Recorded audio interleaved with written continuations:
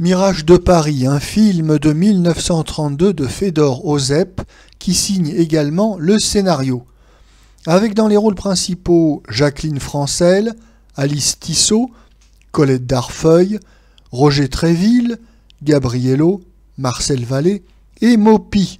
Le sujet: Jacqueline Francel, une petite pensionnaire provinciale, a voulu connaître Paris et se trouve jetée dans une aventure effarante.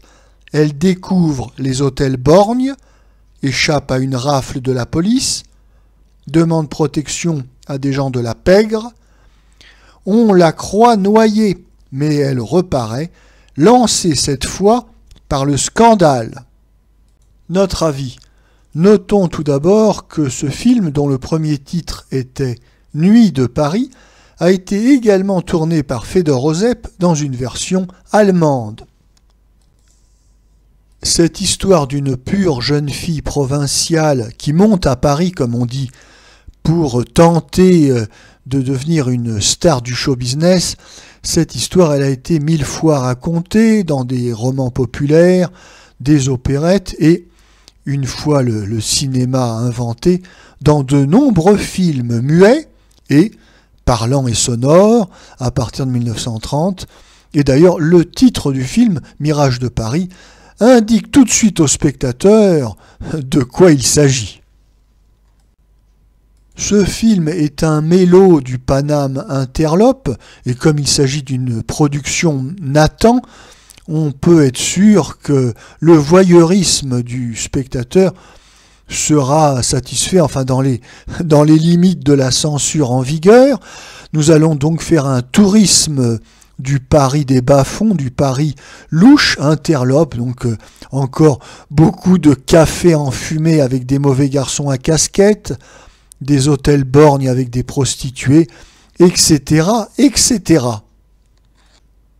Mais il faut refroidir les polissons qui se réjouissent déjà à l'idée de s'encanailler dans le gai Paris.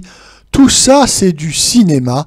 Tout ce Paris by night, c'est du Paris en toc, c'est du carton-pâte, du décor, de la toile peinte.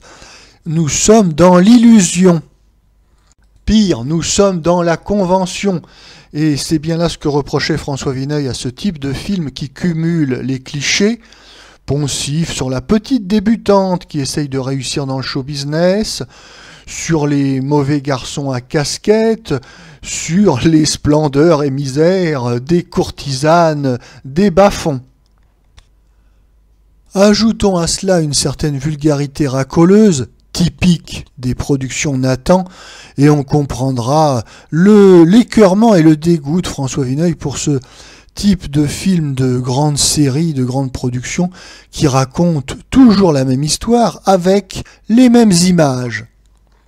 Si cette sévérité est tout à fait justifiée, il n'en demeure pas moins que pour le spectateur contemporain, les défauts mêmes du film deviennent des qualités.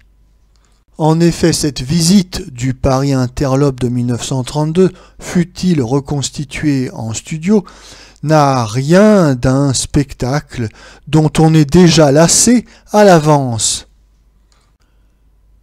Ce film très représentatif du cinéma populaire des années 30 a tout pour susciter la curiosité du spectateur contemporain.